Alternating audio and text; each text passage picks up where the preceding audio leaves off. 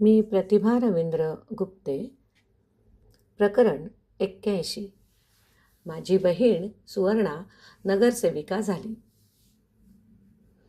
जागृती अंधकन्या विद्यालय आळंदी या शाळेची स्थापना 1989ला तत्कालीन कार्यकर्त्यांनी, त्यात Shri Hegde sir, Shri Gulani sir, Gurav sir, Rakibe sir, Chandbas Patu, Hasmukh bhai, स्थानिक कार्यकर्ते, ज्ञानेश्वर तापकीर सर आणि अन्य इतर, एका छोट्याशा पत्र्याच्या शेडमध्ये 5 मुलींसह केली होती. 1995ला नवीन कार्यकारिणी बोरिवली येथील अधिवेशनात निवडून आली. त्यात मी सचिव या पदावर निवडून आलो होतो. तेव्हा शाळेची अवस्था 89 सारखीच होती, परंतु मुलींची संख्या 5 वरून 30 वर गेली होती. 1998ला मे महिन्यात राजीव दीक्षित यांच्या हस्ते जागृती अंध कन्या विद्यालयाच्या वसतिगृहाच्या इमारतीचे भूमिपूजन झाले होते. पुढे 3 वर्षात 3 माळ्याची तोलेजंग इमारत उभी राहिली. दरम्यानच्या काळात 1999ला आमच्या कार्यकारिणीचा कालखंड संपला. नाशिक येथे अधिवेशन झाले. त्यात आदरणीय रकिबे सरांच्या अध्यक्षतेखाली आम्ही पुन्हा निवडून आलो आणि इमारत आमच्याच कारकिर्दीत दिमाखात उभी राहिली. त्याचे उद्घाटन 2001च्या जून महिन्यात थोर सामाजिक विचारवंत य.दी. फडके आणि संगणक तज्ज्ञ विजय भटकर यांच्या हस्ते झाले होते. हा शाळेच्या आमच्या कारकिर्दीतील चढता आलेख. तेव्हा शाळेत 70 विद्यार्थिनी होत्या. त्यातील 30 मुलींना शासनानं अनुदान मिळत होतं. उरलेल्या 40 मुली संस्थेच्या वतीने संपूर्ण निवास भोजनासह शिक्षण घेत होत्या. प्राध्यापक रकिबे सर आणि दत्तात्रय जाधव सर यांच्या संकल्पनेतून दत्तक पालक योजना त्याच काळात सुरू झाली. वानखेडेबाई, काळेबाई, झाडेबाई, शितूतबाई, घुलेबाई, गिरीबाई तसेच मुख्याध्यापक गव्हाणे सर हे सर्व शिक्षकवृंद मुलींना व्यवस्थित विद्यादानाचे कार्य करत होते. गजानन मगर शाळेच्या व्यवस्थापनाचे काम पाहत असत. आम्ही त्यांचं नियोजन करू शकत होतो, याचं आम्हाला समाधान आहे. 2002 नंतर गिरीबाई ज्ञानेश्वर विद्यालयात काम करू लागल्या. गिरीबाई डोळस होत्या. त्यांचा मुलगा सिद्धेश अंध असल्यामुळे त्यांना अंध क्षेत्राची सेवा करण्याची इच्छा झाली होती. राष्ट्रीय दृष्टिहीन संघाच्या मला आठवतं त्याप्रमाणे बोरिवली अधिवेशनात 547 सदस्य उपस्थित होते. नाशिक येथे 1999ला झालेल्या निवडणुकीसाठी त्या अधिवेशनात 750 सदस्य उपस्थित होते. 2002ला औरंगाबाद येथे झालेल्या निवडणुकीच्या अधिवेशनात 1000 सदस्यांची उपस्थिती होती. 2006 नाशिक अधिवेशनात निवडणुकीसाठी 1400 सदस्य होते, तर 2008ला पुणे येथे 2000 सदस्य उपस्थित होते. तात्पर्य: एवढ्या सदस्यांची वाढती संख्या का झाली? हा चिंतनाचा आणि अभ्यासाचा विषय आहे आणि तो केवळ निवडणुकीच्या अधिवेशनातच एवढी संख्या का होते, हा अजून महत्त्वाचा प्रश्न आहे. द्वैवार्षिक अधिवेशनात, मग 97चे अमरावती अधिवेशन असेल किंवा 2000चे मालेगाव अधिवेशन असेल, संख्या अतिशय तुटपुंजी होती. म्हणजे निवडणुकीत उभे राहणारे काही उमेदवार मारून मुटकून सदस्यांची नोंदणी करून त्यांना निवडणुकीसाठी जबरदस्तीने घेऊन येतात हे वास्तव पुढे आलं. काही ठिकाणच्या सर्वसामान्य सदस्यांना माहीतही नसते की आपण कुठे जात आहोत. देवदर्शनाला जायचे आहे, पिकनिकला जायचे आहे असे सांगून त्यांना आणले जाते. असे सत्य उघडकीस आले आहे. सामाजिक संघटनेत हे योग्य नाही. 2002च्या निवडणुकीत हीच विचारधारा पुढे घेऊन मी निवडणुकीत उतरलो. प्राध्यापक रकिबे सर, C.A. पाटू, माझ्याबरोबर अन्य राजू धनवटे, मधुकर सूर्यवंशी, माणकेश्वर बडे, बाबूलाल संकपाळ, सुभाष चिने, भारत निकम, सुखदेव वाघमारे, नाना वाघ, अन्य सदस्यांनी मिळून वेगळा गट स्थापन केला. परंतु दुर्दैवाने या निवडणुकीत आम्ही पराभव पत्करला. पुढे हे प्रमाण वाढतच गेलं. वास्तविक आम्ही कोणत्याही सदस्याचं नोंदणी शुल्क आमच्या खिशातून भरलं नव्हतं. इतर दोन्ही गटांनी ते निश्चित भरलं असावं. राष्ट्रीय दृष्टीहीन संघाची ही शिकवण आहे की प्रत्येकानं स्वयंसिद्ध व्हावं, स्वतःची कामे करावीत, स्वतःचा खर्च स्वतः करावा, आपला भार कुणावरही टाकू नये. प्रत्येक नेत्रहीन व्यक्तीला आत्मसन्मानाने जगता यावे यासाठीच राष्ट्रीय दृष्टीहीन संघाची स्थापना झाली असल्याचं जुन्या जाणत्या कार्यकर्त्यांनी आम्हाला सांगितलं होतं, शिकवलं होतं. संस्थेचा विकास निश्चित खूप होत गेला. अनेक प्रकल्पांची यशस्वी उभारणी झाली, कार्यकर्त्यांची संख्याही वाढली. परंतु मूळ विचारधारेपासून संस्था खूप भरकटली, हे कोणालाही मान्यच करावे लागेल. 2002च्या निवडणुकीत आम्ही पराभूत झाल्यानंतर मी राष्ट्रीय दृष्टीहीन संघाचं कार्य करतच राहिलो. दरम्यानच्या काळात मी व्यक्तिशः घरी अनेक पुस्तके त्या काळात वाचली, कारण बराच वेळ हातात होता. वकील श्री उदय प्रकाश वारुंजीकर यांच्या माध्यमातून पुन्हा राष्ट्रीय दृष्टीहीन संघाच्या वतीने वेगवेगळ्या केसेस टाकून सरकार दरबारी अंधांची रोजगार भरती चालू करण्याच्या दृष्टीने प्रयत्न आम्ही चालूच ठेवले. माझ्या गटातून उभा असलेला बेरोजगार अंध तरुण राजू धनवटेला रोजगारासाठी प्रोत्साहन आणि मदत केली. त्यास सी रोड येथील गव्हर्नमेंट लॉ कॉलेजमध्ये STD बूथ सुरू करण्यासाठी खूपच प्रोत्साहित केले. तो त्या काळात अतिशय हताश, उदास, नाराज असा एकाच जागेवर बसून राहत असे. काय करावे हे त्यास सुचतच नव्हते. दररोज दुपारी माझ्या बूथवर तो येऊन बसत असे. कधीकधी बसल्या बसल्या झोपतही असे. म्हणून त्याने रोजगार करण्यासाठी, त्याच्या कामास प्रोत्साहन देऊन बूथ सुरू करण्यासाठी पूर्ण मार्गदर्शन केले आणि तो पुढे अतिशय व्यवस्थित मार्गी लागला, याचे मला मनस्वी समाधान आहे. सुभाष चिने पुढे लातूरच्या शिवाजी विद्या मंदिरमध्ये शिक्षक पदावर रुजू झाला. तसंच भारत निकम हे शासकीय अंधशाळेचे अधीक्षक व आज कोल्हापूर येथे अपंग उपायुक्त या पदावर कार्यरत आहेत आणि हे यश त्यांनी स्वप्रयत्नाने मिळवले आहे. याचा मला खूप अभिमान आहे. 2006ला नाशिक येथील अधिवेशनात मी पुन्हा कोषाध्यक्ष म्हणून निवडणुकीत उतरलो. तेव्हाही थोडक्यात पराभूत झालो. पण तेव्हा श्री दत्तात्रय जाधव यांच्या गटाचा कोषाध्यक्षही त्यांच्या दुराग्रही भूमिकेमुळे पराभूत झाला. वास्तविक पूर्वीच श्री जाधव साहेबांनी प्रमुख कार्यकर्त्यांचे ऐकले असते तर पुढील जो खूप मोठा अनर्थ आणि संस्थेला भुर्दंड झाला तो झाला नसता. हे मी इथे आवर्जून आणि जबाबदारीने लिहित आहे. शेवटी मला सर्वानुमते मनोनीत सदस्य करावेच लागले आणि त्यानंतर माझ्याकडे कोषाध्यक्षपद बिनविरोध आले. पण तेव्हा बराच वेळ निघून गेलेला होता आणि संस्था श्री दत्तात्रय जाधव आणि आमच्या हातातून निष्ठच चाललेली होती. 2008ला पुण्यात अकाली निवडणुका झाल्या आणि त्यात आम्ही पूर्णपणे पराभूत झालो. त्यानंतर श्री दत्तात्रय जाधव आणि आम्ही सर्व सातत्याने बाहेरच आहोत. 2008ला हेगडे साहेब आणि इतर मंडळी पुन्हा राष्ट्रीय दृष्टीहीन संघाच्या प्रवाहात सक्रिय झाली. त्यानंतर सोडापोटी त्यांनी श्री दत्तात्रय जाधवसह इतर अनेकांना, त्यात मलाही संस्थेतून बडतर्फ केले.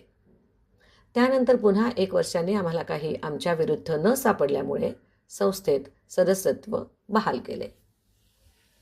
त्यानंतर पुन्हा दत्तात्रय जाधव आणि इतरांना, त्यात मी नव्हतो, संस्थेतून बडतर्फ केले.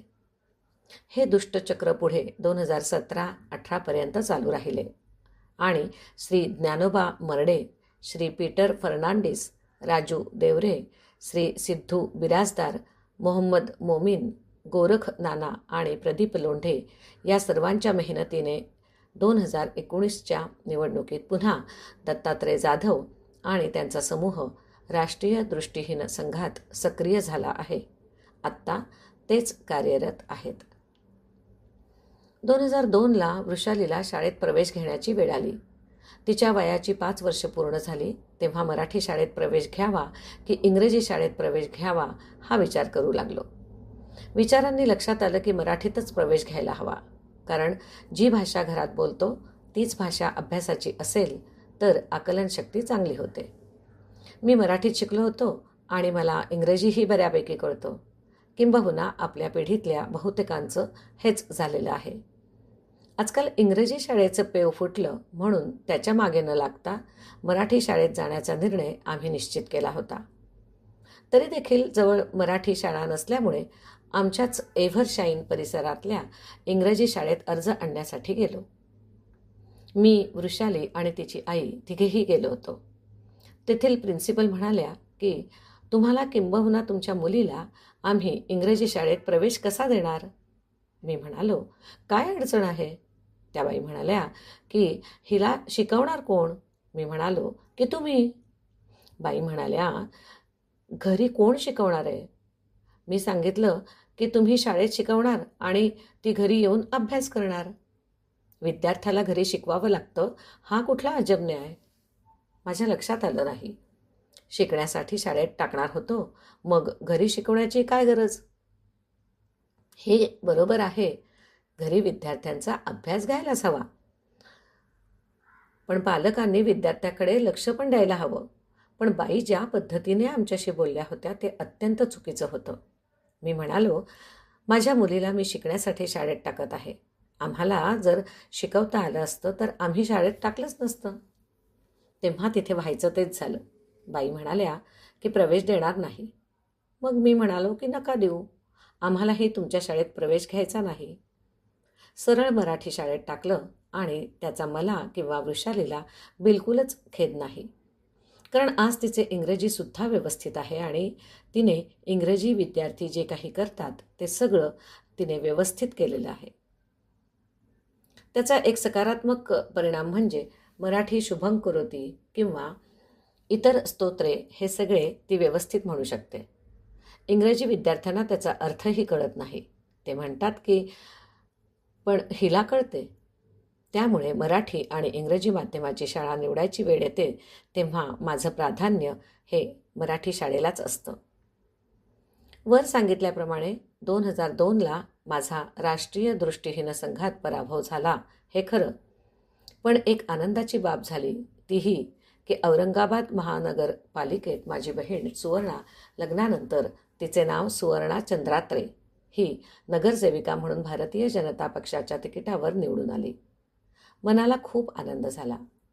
आमच्या घराण्यातली ती पहिली कन्या जी की महानगरपालिकेत नगरसेविका झाली. नक्कीच अभिमान वाटणारी ही गोष्ट होती, किमान माझ्यासाठी तरी. 20 एप्रिल 2003 आमच्या तनुजाचे लग्न नगर येथे संपन्न झालं. तर त्याच वर्षी 20 मे 2003ला श्रीरामपूर येथे अविनाश सोनालीशी विवाहबद्ध झाला. जुलै 2004ला वैशालीचा विवाह शेवगाव येथे संपन्न झाला. 2004च्या जुलै महिन्यात विभागीय शाखा मराठवाडा याचे अधिवेशन पैठण येथे झाले. त्यात निवडणुकाही झाल्या. मधुकर सूर्यवंशी विभागीय शाखेचा महासचिव म्हणून निवडून आला. त्याने त्याच्या सहकाऱ्यांसह नाना वाघ, बाळू बडे, राजू वैद्य कामकाज सुरू केले. या सगळ्या आनंदाच्या घटना घडत असतानाच एक खूप मोठा आघात माझ्यावर झाला. त्या दिवशी मी बँक ऑफ इंडिया इरॉस थिएटरपासून माझ्या बूथकडे एकटाच जात होतो. अचानक कृष्णराव जोशी माझ्या मेव्हण्यांचा बोरिवलीवरून मला मोबाईलवरती फोन आला. त्यांनी सांगितले की आज दुपारी म्हणजे 9 ऑगस्ट 2004 रोजी काकांना देवाज्ञा झाली आहे. हे ऐकले आणि माझ्या हातातील मोबाईल खाली पडला. माझ्या कानांवर, पायांवर, संपूर्ण शरीरावर विश्वासच बसेना. असं होऊच कसं शकतं? कारण त्यांचे फार वयही झालेले नव्हते. नुकताच आदल्या दिवशीच त्यांच्याशी फोनवर बोललो होतो. अचानक काका आम्हाला सोडून गेले. या दुःखातून सावरतो न सावरतो तोच.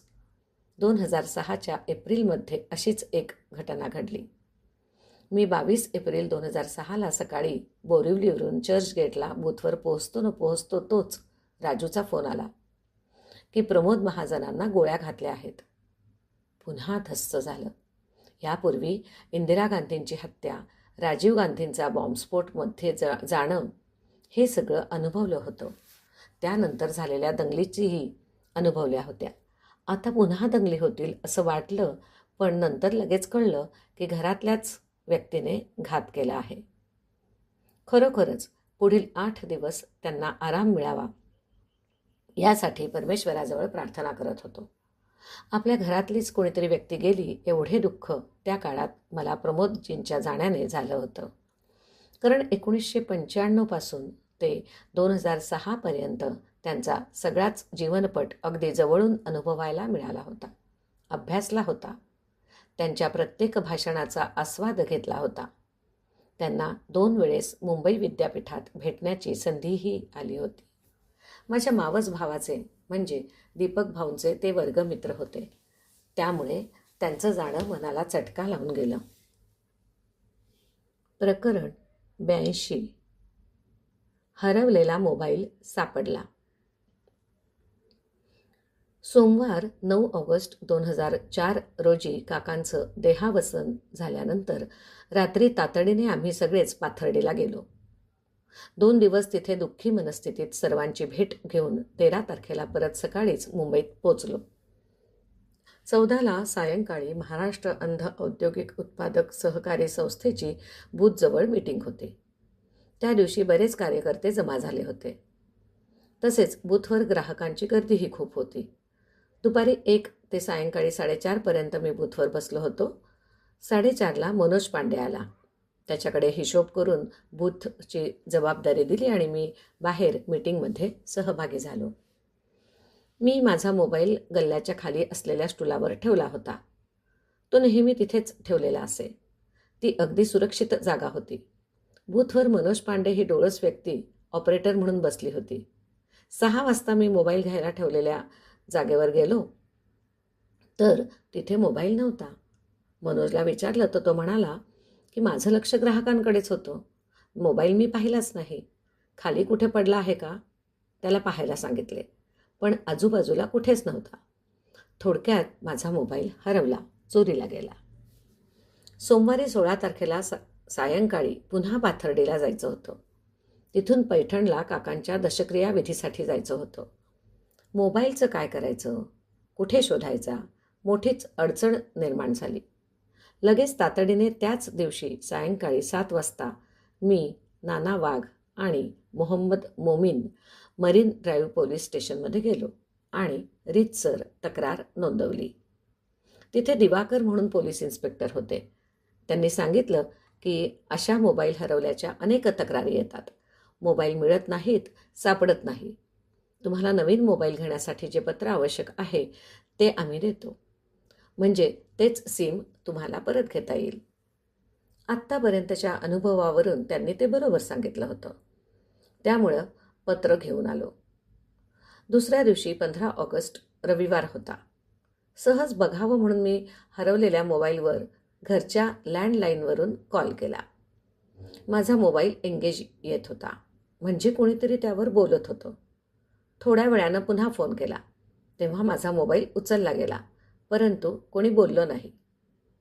एवढा पुरावा माझ्यासाठी खूप होता. जे टायमिंग मी लिहून घेतले. सोमवारी 16 तारखेला सकाळीच कुलाबा टेलिफोन एक्सचेंजमध्ये गेलो. 1 ते 15 ऑगस्टचे माझ्या मोबाईलचे डिटेल्स मागितले. माझा मोबाईल चोरीला गेला आहे असंही त्यांना सांगितलं. तेव्हा टेलिफोन अधिकारी म्हणाले की असे डिटेल्स आम्ही आपणास देऊ शकत नाही. मोबाईल हरवला आहे तर पोलिसांकडे तक्रार करा. पोलिसांनी डिटेल्स मागितले तर आम्ही त्यांना देऊ. म्हणून त्याच दिवशी दुपारी मरीन लाईन पोलीस स्टेशनला याबाबत सविस्तर माहिती देऊन त्यांना विनंती केली की टेलिफोन डिपार्टमेंटमधून या दिवसाचे डिटेल्स मागून घ्या आणि शोध करा. मोबाईल वापरात असल्यामुळे सापडण्याची शक्यता आहे. दिवाकर साहेब म्हणाले की तुमच्या समाधानासाठी आम्ही निश्चित प्रयत्न करू, परंतु मिळेलच याची खात्री नाही. मीही म्हणालो, काहीच हरकत नाही, कृपया माझ्यासाठी प्रयत्न करा. त्यानंतर बरोबर 20 सप्टेंबर माझ्या छोट्या मुलीच्या वाढदिवसाच्या दिवशी, म्हणजे मोबाईल हरवल्यानंतर केवळ 1 महिन्यातच पोलिसांना तो मोबाईल सापडला. त्यांनी मला बोलावून घेतलं व माझा मोबाईल मला परत दिला. मुंबई पोलिसांचे मनःपूर्वक आभार आणि अभिनंदन. पुन्हा एकदा मला मुंबई पोलिसांचा चांगला अनुभव आला. स्वतः खुश होऊन त्यांना काहीतरी द्यावे असं माझ्या मनात आलं. परंतु दिवाकर साहेब म्हणाले की तुम्ही आम्हाला मोबाईलही सापडू शकतो हे दाखवून दिलं आहे. तुम्ही पाठपुरावा केला, पुरावे दिले, म्हणून आम्ही तो शोधू शकलो. मोबाईल शोधण्याचा आम्ही कधी प्रयत्नही करत नाही. आम्हाला काही नको. शेवटी अर्धा किलो पेढे घेतले आणि सगळ्यांना दिले. धन्यवाद मुंबई पोलीस. मनोज पांडे हा माझ्याकडे बूथवर कामाला होता. 2001 ते 2004 सलग 4 वर्ष त्याने व्यवस्थित काम केलं. 2004च्या सुरुवातीला त्याने मला विचारलं की मी एक छोटासा स्वतंत्र व्यवसाय बी रोडवरच करू शकतो का?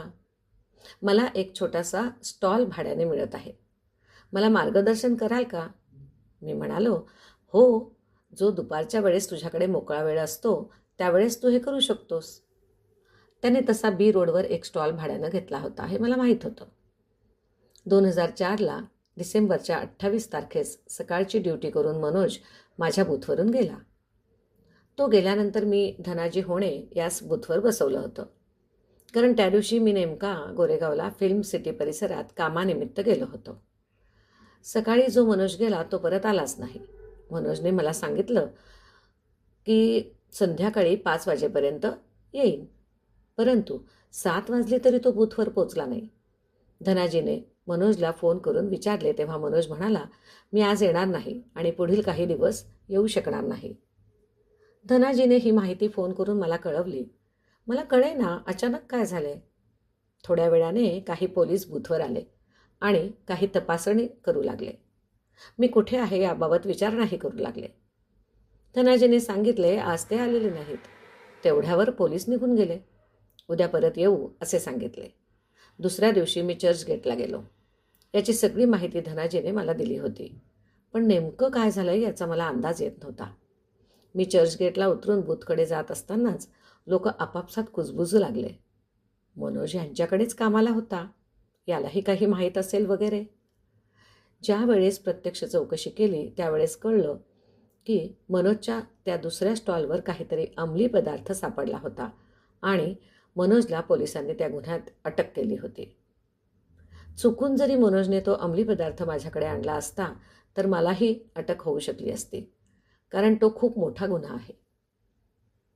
त्यानंतर मोबाईलवर जेव्हा मी मनोजला विचारलं की त्याने मला सांगितलं, ते काय होतं मलाही माहीत नव्हतं. माझ्या गावावरून एक माणूस आला होता आणि त्याने माझ्या स्टॉलवर ते ठेवलं होतं. त्यामुळे नेमकं काय झाले, कसं झालं हे माहीत नाही. परंतु मनोज मात्र त्या गुन्ह्यात पुढे 4 वर्ष तुरुंगात ऑर्थर रोड या ठिकाणी होता. चुकून जरी त्याने तो पदार्थ आपल्या बूथमध्ये आणून ठेवला असता किंवा माझ्याशी तो संबंधित आहे हे सांगितलं असतं तरी मलाही त्रास होऊ शकला असता. परंतु त्याने जे काही केलं ते सगळे माझ्या बूथच्या बाहेर केलं. त्याबद्दल मला बिलकुलच माहीत नव्हती आणि त्याच्याकडे तो माल कसा, कुठून आला हे देखील मला माहीत असण्याचं काहीही कारण नव्हतं. त्याने मला कुठलाही त्रास दिला नाही किंवा त्रास होऊ दिला नाही. त्यानंतर तो मला कधीही भेटला नाही. 2002 ते 2008 या काळात अनेक अंध मित्र बूथवर येत असत आणि वेगवेगळ्या विषयांवर चर्चा करत असत. त्यात धनाजीचा उल्लेख वर झालाच आहे. त्याला बूथवर ठेवलं होतं. त्याचप्रमाणे त्याचा मित्र संजय होनमाने PNB येथे कार्यरत आहे. भारत सोनावणे, परमेश्वर खोजे, सुनील वाहुळे, गजानन सोनवणे यांचा समावेश आहे. भारत सोनवणे पुढे बँकेत सर्व्हिसला लागले, तर परमेश्वर खोजे रेल्वे विभागात, गजानन सोनवणे जिल्हा परिषद जालना येथे कार्यरत आहेत. 26 जुलै 2005 सकाळी अतिशय स्वच्छ सूर्यप्रकाश होता. पावसाची कुठलीही शक्यता नव्हती आणि त्या दिवशी दुपारी अख्खी मुंबई जलमय झाली. मी माझ्या गोरेगावच्या घरून सकाळीच चर्चगेटला गेलो होतो. तिथून 11 वाजता भाईंदरला गेलो होतो. दुपारी 1 तासात पूर्ण मुंबईत 350 मिलीमीटर पावसाची नोंद झाल्यामुळे सर्वत्र पाणीच पाणी झाले. मी त्या दिवशी भाईंदर परिसरात अडकलो होतो. पुढे 3 दिवस मला घरी म्हणजे गोरेगावला जाता आले नाही. त्या काळात राहुल गोरेगावला वाघेश्वरी मंदिरात कामाला होता. दरम्यानच्या काळात राहुल, जगदीश आणि प्रशांत औरंगाबादहून वेदविद्येत पारंगत होऊन मुंबईत आले होते आणि ते वेगवेगळ्या ठिकाणी कार्यरत झाले होते.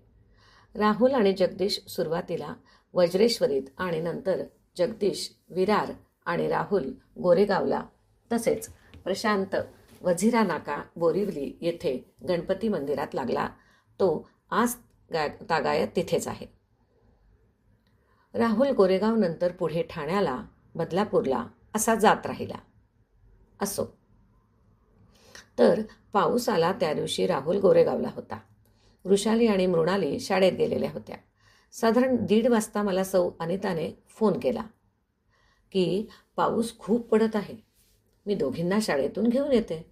हा माझा आणि तिचा त्या दिवसातील शेवटचा संवाद.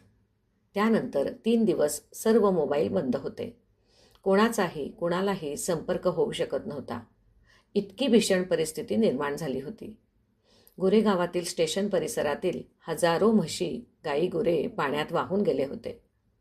अनेक माणसे देखील पाण्यात बुडाली आणि नाहीशी झाली. पुढे त्यांचा पत्ता ठाव ठिकाणा लागलाच नाही. त्या मानाने आम्ही सगळेच खूपच सुरक्षित होतो. गोरेगावची आमची बिल्डिंग तशी उंचावर असल्यामुळे आजूबाजूला बिलकुलच पाणी जमा झाले नाही. ते सुरक्षित होते. फक्त अडकलो होतो मीच, आणि तेही नालासोपाऱ्याला राहुलच्या अनिताच्या आईबाबांच्या घरीच. सुरक्षित होतो. अशा या महाप्रलयंकारी जलप्रलयानंतर हळूहळू मुंबई पूर्वपदावर येऊ लागली. त्यातही जवळजवळ 1.5 महिना लागला. त्या काळात अनेक दुमजली बसेस खराब झाल्या, ट्रेन्स खराब झाल्या. मंगळवार 11 जुलै 2006 सायंकाळी 4:30ला मी माझे दिवसभराचं काम संपवून चर्चगेटला स्टेशनवर आलो. तिथून 5:04 लोकल पकडली. मला गोरेगावला घरी जायचं होतं. बरोबर 5:45ला गोरेगाव स्थानकावर उतरलो. खिशातून मोबाईल काढला. त्यावरून बूथवर फोन करणार होतो, पण मोबाईल बंद पडला होता. म्हटलं नेटवर्क गेलं असेल. तिथून स्टेशनच्या बाहेर आलो. बस पकडली आणि घरी गेलो. घरी गेल्याबरोबर मला घरच्या फोनवर सौ शोभाताईंचा फोन आला की कुठे आहेस, तुझा मोबाईल बंद का आहे? मी म्हणालो की घरीच आहे, आत्ता पोहोचलो आहे, मोबाईलची बॅटरी लो झाली असावी. तेव्हा तिनं सांगितलं की मुंबईत अनेक ठिकाणी बॉम्बस्फोट झाल्याची बातमी आली आहे. परंतु मी सुखरूप घरी पोहोचलो होतो. दूरदर्शनवर ही सगळीकडे तीच चर्चा चालू होती आणि योग असा की ज्या गाडीतून मी गोरेगावला उतरलो त्याच गाडीत मालाड स्टेशनमध्ये बॉम्बस्फोट झाला होता. माझ्या मागे आई जगदंबेचे आशीर्वाद आहेत. आई जगदंबा आपल्या पाठीशी आहे हेच खरं. हा अनुभव त्या दिवशी आला. पुढे 2 दिवस मुंबईतल्या लोकल बंद होत्या. त्या दिवशी मालाड, कांदिवली, बोरिवली, मीरा रोड असा एकंदरीत लोकलमध्ये 7 बॉम्बस्फोट झाले होते. हजारो लोक मारले गेले होते. मी थोडक्यात बचावलो गेलो होतो. प्रकरण 82 संपले.